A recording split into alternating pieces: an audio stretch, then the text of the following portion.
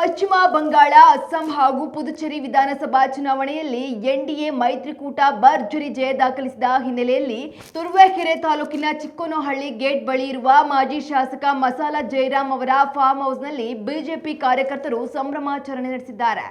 ಮಸಾಲ ಜಯರಾಮ್ ಅವರ ನೇತೃತ್ವದಲ್ಲಿ ಜಮಾಯಿಸಿದ ಕಾರ್ಯಕರ್ತರು ವಿರೋಧ ಪಕ್ಷಗಳನ್ನ ಮಣಿಸಿ ಸ್ಪಷ್ಟ ಬಹುಮತದೊಂದಿಗೆ ಅಧಿಕಾರಕ್ಕೇರುತ್ತಿರುವ ಎನ್ಡಿಎ ಅಭ್ಯರ್ಥಿಗಳಿಗೆ ಜಯ ಘೋಷಣೆ ಹಾಕುತ್ತಾ ಅಭಿನಂದನೆ ಸಲ್ಲಿಸಿದ್ದಾರೆ.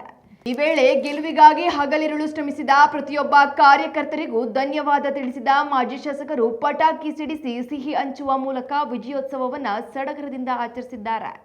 ಮುಂದಿನ ದಿನಗಳು ಸಹಿತ ಇಲ್ಲಿರ್ತಕ್ಕಂಥ ಎನ್ಡಿಎ ಪಕ್ಷ ಏನೋ ಭಾರತೀಯ ಜನತಾ ಪಾರ್ಟಿ ಮತ್ತು ಜನತಾ ದಳ ಸೇರ್ಕೊಂಡು ಇವತ್ತು ಅಧಿಕಾರ ಮಾಡ್ತಾ ಇದ್ದೀವಿ, ಅದೇ ತರ ಸಹಿತ ಮುಂದಿನ ದಿನಗಳಲ್ಲಿ ನಮ್ಮ ಎನ್ಡಿಎ ಪಕ್ಷ 200 ಸೀಟ್ ಅಂತರದಿಂದ ಗೆದ್ದು ಈ ಒಂದು ರಾಜ್ಯದಲ್ಲಿ ಚುಕ್ಕಾಣಿ ಹಿಡಿದುತ್ತೆ ಹೇಳಕ್ ಇಷ್ಟಪಡ್ತೀನಿ.